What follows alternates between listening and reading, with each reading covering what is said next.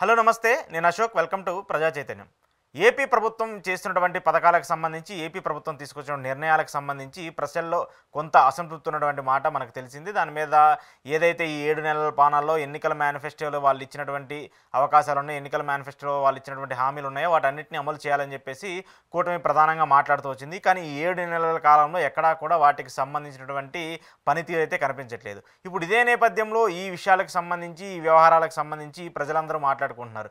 ప్రజలందరూ కూడా గతంలో జగన్మోహన్ రెడ్డిని చేసినటువంటి పథకాలకు సంబంధించిన వ్యవహారాలు కావచ్చు, గతంలో జగన్మోహన్ రెడ్డి తీసుకొచ్చినటువంటి మార్పులకు సంబంధించిన విషయాలని గుర్తు చేసుకున్నారు. అంటే జగన్మోహన్ రెడ్డిని ప్రజలు మళ్ళీ తలుచుకుంటున్నారు. జగన్మోహన్ రెడ్డి తీసుకొచ్చినటువంటి పథకాల గురించి జగన్ మళ్ళీ మాట్లాడుకుంటున్నారు.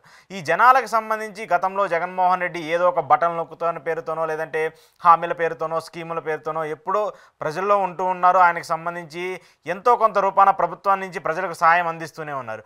కానీ ఇప్పుడు కూటమి సర్కార్ అధికారంలోకి వచ్చిన తర్వాత వాళ్ళు ఎన్నికల మేనిఫెస్టోలో ఇచ్చినటువంటి హామీలకు సంబంధించి కావచ్చు, ఎన్నికల మేనిఫెస్టోలో సంబంధించిన ఇంపార్టెన్స్ సంబంధించి కావచ్చు, ఎక్కడా కూడా అమలు చేసే విషయంలో అయితే కొంత వెనకడుగు వేసినటువంటి పరిస్థితి కనిపిస్తుంది. మనకి దానికి సంబంధించినటువంటి పరిమితులు కూడా మనం చూస్తూ ఉన్నాం. పెన్షన్లు మినహాయిస్తే ఇంకా వేటిలో కూడా జగన్మోహన్ రెడ్డి లాగా మనం చేయలేకపోతున్నామని చెప్పేసి ఒక భావన కూడా కూటమి నేతల్లో ఉంది. దానికి సంబంధించినటువంటి వాళ్ళు చాలాసార్లు ప్రెస్ మీట్లు పెట్టో లేదంటే వివిధ కార్యక్రమాల్లో మాట్లాడుతున్నప్పుడు కూడా డైరెక్ట్గానే చెప్తూ ఉన్నారు. గత ప్రభుత్వం చేసినటువంటి సామాజిక సంక్షేమకు సంబంధించి చూసుకున్నా ఇప్పుడున్నటువంటి పరిస్థితులు చూసుకున్నా ఎక్కడా కూడా పొంతం లేకుండా ఉంది.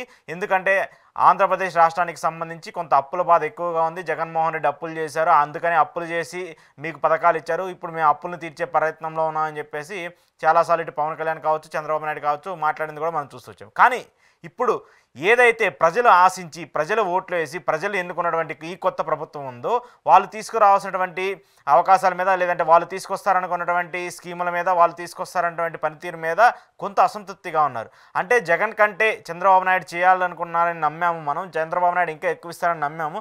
కానీ అలాంటి పరిమితులు కావచ్చు, అలాంటి ఆనవాళ్ళు కావచ్చు ఎక్కడా కనిపించట్లేదని ప్రజలందరూ మాట్లాడుకున్నారు. అంటే జగన్మోహన్ రెడ్డి తీసుకొచ్చినటువంటి పథకాలను కావచ్చు, జగన్మోహన్ రెడ్డి తీసుకొచ్చినటువంటి నవరత్నాల హామీలు కావచ్చు ప్రజలు మళ్ళీ గుర్తు చేసుకుంటున్నారు. వాస్తవానికి ఒక రాజకీయ నాయకుడు ఏదన్నా ఒక పథకం తీసుకొస్తే ఖచ్చితంగా రాజకీయ పార్టీలు కావచ్చు లేదంటే కొంతమంది వాటిని కంటిన్యూ చేస్తూ ఉంటారు. ఉదాహరణకు రాజశేఖర రెడ్డి గారు 108 అనేటువంటి ఒక అంశాన్ని తీసుకొచ్చారు. అది ఖచ్చితంగా తర్వాత వాళ్ళు అమలు చేస్తూనే వచ్చారు. ఏ ప్రభుత్వం ఉన్నా ఉమ్మడి ఆంధ్రప్రదేశ్లో అయినా ఇప్పుడు ప్రత్యేక ఆంధ్రప్రదేశ్లో అయినా ప్రతి ఒక్కరు అమలు చేస్తూ వస్తున్నారు. దాంతోపాటు ఆ తర్వాత ఆరోగ్యశ్రీ అనేటువంటి ఒక పథకాన్ని తీసుకొచ్చారు, దాన్ని కూడా అమలు చేసుకుంటూ వచ్చారు. అంటే ఆ నేత లేనప్పటికీ, ఆ రాజకీయ నేత లేనప్పటికీ, ఆ పార్టీ లేనప్పటికీ కూడా ఆ వ్యక్తికి సంబంధించిన ఆ గుర్తుని ప్రజలు ఎప్పుడు తమ మైండ్లో తమ గుర్తు చేసుకుంటూ ఉంటారు, రిమెంబర్ చేసుకుంటూ ఉంటారు. అలాగే జగన్మోహన్ రెడ్డి ఆయన ఉన్నటువంటి 5 ఏళ్ల పాలనలో ఈ 5 ఏళ్ల పాలనకు సంబంధించి ఆయన ఏవైతే తీసుకొచ్చారో ఆ హామీలన్నింటినీ కూడా ప్రజలు ఇప్పుడు గుర్తు చేసుకున్నారు. అంటే జగన్మోహన్ రెడ్డి ఉంటే ఈ విద్యా సంవత్సరానికి సంబంధించి మాకు అమ్మఒడి డబ్బులు పడాయి, లేదంటే విద్యార్థులకు సంబంధించిన ఫీజు రీఎంబర్స్మెంట్కి సంబంధించినటువంటి పడాయి, లేదంటే ఆరోగ్యశ్రీకి సంబంధించి ఈ నిధులు రిలీజ్ అయ్యాయి, వీటన్నిటి గురించి చర్చించుకుంటున్నారు. కానీ ఇప్పుడు కూటమి సర్కార్ తీసుకొచ్చినటువంటి ఈ అవలంబనలు, కూటమి సర్కార్ తీసుకొచ్చినటువంటి ఈ అంశాలను ప్రజలు విస్మరిస్తూ ఉన్నారు.